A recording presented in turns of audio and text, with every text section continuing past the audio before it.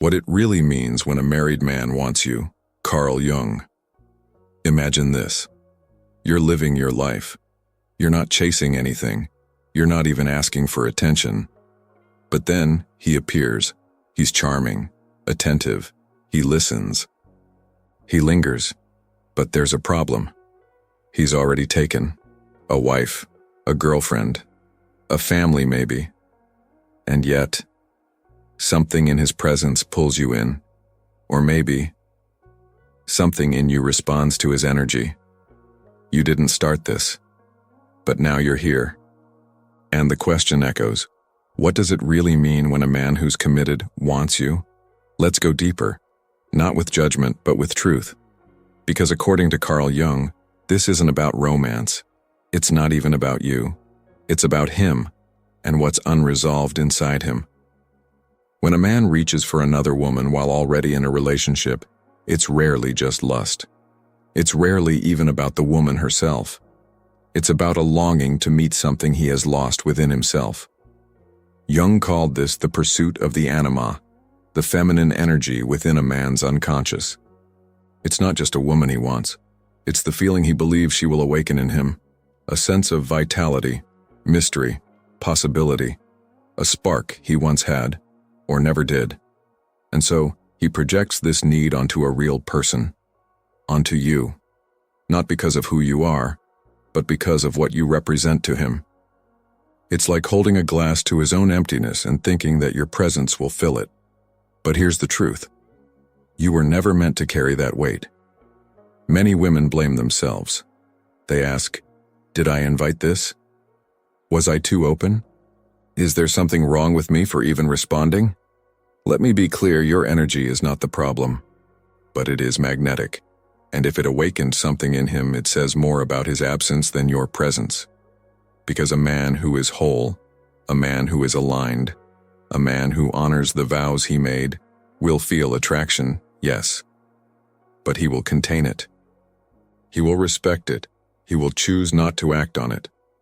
The fact that he reached for you doesn't mean you're special, and it doesn't mean you're not. It means he is split inside himself. And Jung warned us about this split, about the man who lives on the surface but is ruled by what he refuses to look at, who smiles in the daylight but is led by shadows at night. If you've ever found yourself caught in this emotional triangle, or on the edge of one, you know how confusing it can be. You tell yourself, he must really feel something, or he wouldn't risk it. He must be unhappy in his relationship. He must see something in me that no one else does. But that's the story your heart tells itself, to soften the edges of chaos. Because the truth is harder. A man can crave connection without being ready for it. He can pursue depth while still living shallow. He can long for your light but still live in a room full of closed doors. And Jung knew, the unconscious seeks balance. So if a man feels lost, numb, lifeless, his psyche will look for the opposite to restore him. But if he hasn't done his inner work, he won't see you clearly. He'll see a version of you that matches his need, not your reality. So what does he want from you? Validation, mystery, the feeling of being alive again. He wants the illusion of a second chance, without facing the truth about the first one. He wants your softness but not your needs. He wants your light, but not your boundaries. He wants the way you see him, but not the mirror you'd eventually become.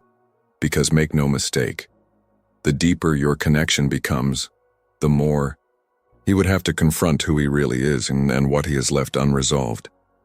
And unless he's done that work, he won't stay. He can't. Not without breaking something, you or him.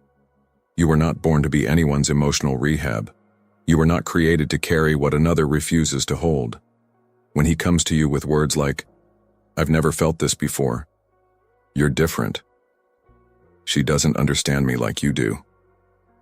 These aren't always lies, but they're not truths either. They are projections, whispers from a broken self, longing to escape responsibility and feel good again. But what happens when that high wears off? When you begin to want more? When you ask, where is this going? What am I to you? That's when the distance begins. That's when the story starts to fracture. Because for him, this wasn't about building something. It was about escaping something, and Carl Jung reminds us, anything that begins in the shadow must be brought to the light, or it will destroy both the seeker and the source. So no, it's not your fault. But yes, you have a choice. You can step back. You can ask the deeper question, why did I let this get this far? What in me responded to something that I knew wasn't aligned? Because as much as he is projecting onto you, you may be projecting something onto him. Maybe you thought he saw the real you. Maybe you believed you were finally being chosen. Maybe you felt for once like you mattered, and that's where it gets painful. Because maybe, just maybe, it's not the man you wanted. It's the feeling, the moment, the reflection, the idea that you could be worth chasing. But let me tell you, you don't need someone else's chaos to prove your value. You don't need to be desired in secrecy to know you are enough in the open. You don't need stolen moments to feel wanted. Because your worth was never meant to live in the margins of someone else's life. You are not a detour. You are not a pause. You are not a thrill in the middle of someone else's confusion. You are a mirror, a soul, a woman whose presence wakes things in others, but is not responsible for what they do with that awakening. And Jung said it best, until you make the unconscious conscious, it will direct your life true and you will call it fate. So let him deal with his fate. Let him face his mirror, and let you rise, free from the weight of what was never yours to carry. The hidden patterns that make you say yes. Before we continue, a gentle reminder. If parts of this message are resonating with you, you may want to explore the Jung method, a deeply reflective tool to help you understand your patterns, reclaim your inner voice, and finally align with the life you deserve. The link is in the first comment. Now, back to the truth that's been waiting. So far, we've explored why he wants you, but let's be honest, that's only half of the story. Because he can want, but it's you who allows, you who opens, you who lets it linger, even if only in your mind at first. And that's not weakness. That's not failure. That's a signpost that something inside you has been hungry for attention, depth, connection, even if it came from the wrong place. Carl Jung spoke often of the shadow, not just in others, but in ourselves.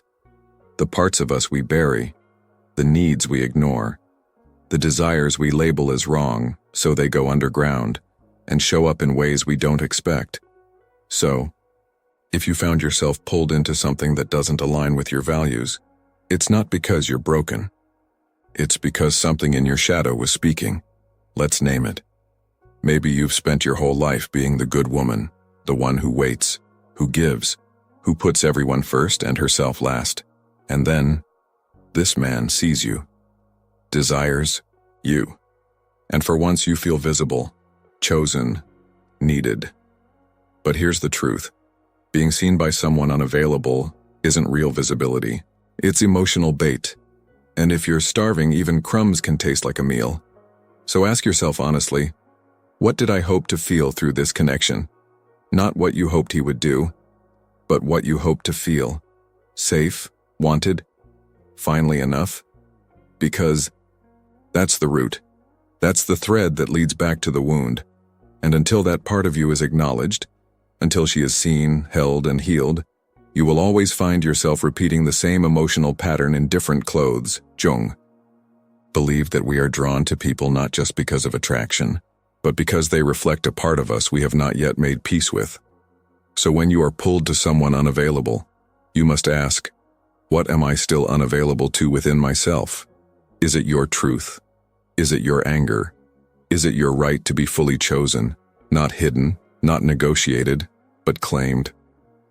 Because sometimes being the other woman isn't about seduction. It's about self-abandonment disguised as connection. You let yourself be part of a half-truth because you've forgotten how to stand in your whole truth. Let's be honest. It's not just the man who's conflicted.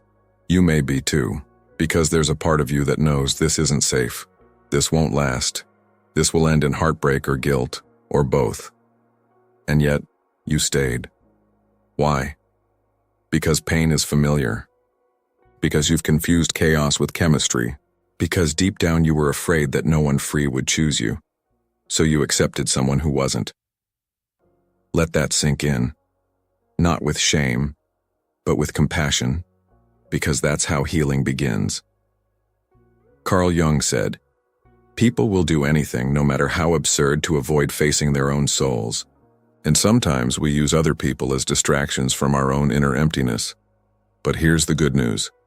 Awareness changes everything. The moment you name the pattern, you loosen its grip. The moment you see why you stayed, you can finally choose to walk away. You don't have to keep betraying yourself just to feel wanted by someone who can't fully give." Let's get practical now. If you're in a situation like this, or healing from one, what can you do? 1.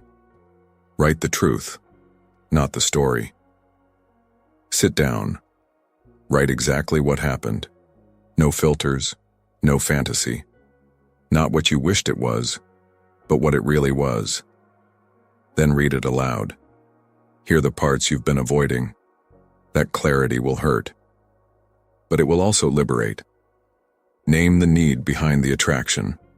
Ask, what was I craving? Was it protection, validation, passion? Now, how can I begin to give that to myself without using someone else's confusion as a source? You'll find that the more you meet your own needs, the less magnetic, unavailable energy becomes. Close the loop energetically. Even if you're no longer in contact, the bond may still be open. You think of him. You wait for messages you feel unfinished, write a letter you'll never send, say everything, then burn it. Release the tie. You're not breaking a bond. You're reclaiming your power. Choose someone who chooses you. Not in theory. Not one day.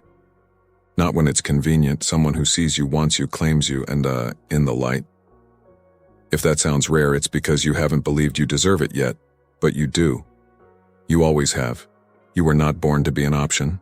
You are not here to be hidden. Your love is not meant to live in stolen moments or whispered promises. Carl Jung reminds us, the meeting of two personalities is like the contact of two chemical substances. If there is any reaction, both are transformed. But transformation only happens when both are present, whole, and willing. Half love will never create full healing. So if you've been here, in this space of emotional in-betweenness, this is not the end of your story. It's the beginning of a new one. One where your worth is not defined by someone else's inability to commit. Where your beauty is not measured by who desires you, but by how you honor yourself. You are not too much. You are not too intense. You are not a mistake. You are simply awakening. And with that awakening comes a choice. To keep repeating what wounds you, or to start choosing what restores you. So choose, not from fear, not from longing, but from truth, and let that truth lead you back to yourself.